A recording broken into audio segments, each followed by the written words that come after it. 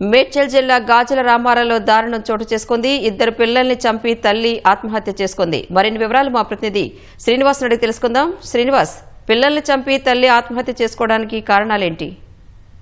Jeedimetla police station పరిధిలోని గాజుల రామారంలో దారుణం చోటు చేసుకుంది. తల్లి తన ఇద్దరు పిల్లలు హర్షిత్ రెడ్డి 11 సంవత్సరాలు, ఆశిష్ రెడ్డి 9 సంవత్సరాలు ఇద్దరు పిల్లల్ని వేట కొడవలితో నరికి అనంతరం ఆమె భవనంపై నుంచి దూకి ఆత్మహత్యకు పాల్పడింది. అయితే ఇందుకు సంబంధించి పోలీసులు అక్కడ ఘటనా స్థలంలోని 5 పేజీల సూసైడ్ నోట్ అయితే స్వాధీనం చేసుకున్నారు. పూర్తి వివరాలు ఇంకా తెలియాల్సి ఉంది. అయితే పలు కారణాలు చెబుతా ఉన్నారు పోలీసులు. ఆమెకి ఆరోగ్యం, మానసిక స్థితి సరిగ్గా లేకపోవడం వల్లనే ఈ ఘటనకు పాల్పడిందా, లేదా కుటుంబ కలహాలే ఇందుకు ఈ దారుణానికి కారణమా అనే విషయంలో అయితే పోలీసులు కేసు నమోదు చేసుకొని దర్యాప్తు చేస్తా ఉన్నారు. అయితే మొత్తం మీద ఒక్కసారిగా తల్లి ఇద్దరు కుమారులను నరికి అనంతరం ఆమె ఆత్మహత్యకు పాల్పడడంతో ఒక్కసారిగా స్థానికులు మొత్తం ఉలిక్కి పడ్డారు. ఈ ఘటనతో ఉలిక్కి పడిన పరిస్థితి.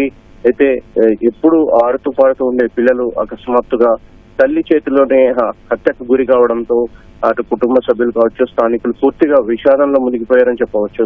అయితే మొత్తంగా అయితే పోలీసులు కేసు నమోదు చేసుకుని ఇందుకు గల కారణాలపై లోతుగా దర్యాప్తు చేస్తున్నారు.